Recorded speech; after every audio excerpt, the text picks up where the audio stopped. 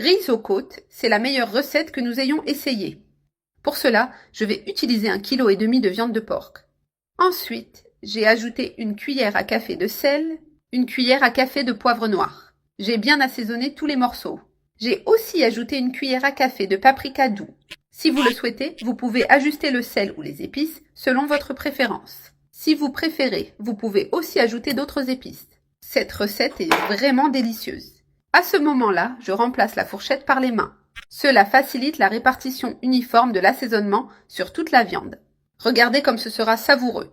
Mélangez bien tous les ingrédients pour s'assurer que l'assaisonnement pénètre bien dans la viande. La viande est déjà bien assaisonnée. Je rapproche le récipient.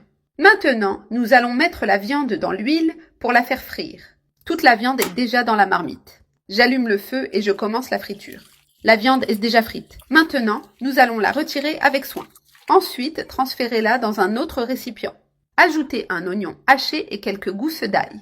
Faites bien revenir l'oignon et l'ail. Le sofrito est à point. J'ajoute une feuille de laurier et 200 g de sauce tomate. Vous pouvez aussi ajouter plus de paprika si vous le souhaitez. Les épices sont facultatives et peuvent être ajustées au goût. Le sel doit également être ajusté selon votre préférence. Ajoutez une tasse de vin blanc. Le vin a déjà été ajouté. Mélangez bien pour incorporer tous les ingrédients. Les saveurs sont déjà bien intégrées. Comme vous pouvez le voir, la sauce est épaisse. Maintenant, remettez la viande dans la marmite. Disposez les morceaux de façon ordonnée. Regardez cette belle présentation. La saveur finale est exceptionnelle. C'est vraiment très savoureux. La viande est déjà bien placée. Maintenant, ajoutez de l'eau. La quantité d'eau doit suffire à couvrir complètement la viande. L'eau a déjà été ajoutée. Laissez cuire pendant environ 20 minutes. Passez ce temps, retirez les côtes et mettez-les dans un autre récipient. Ajoutez 2 tasses de riz à la sauce restante. Mélangez bien.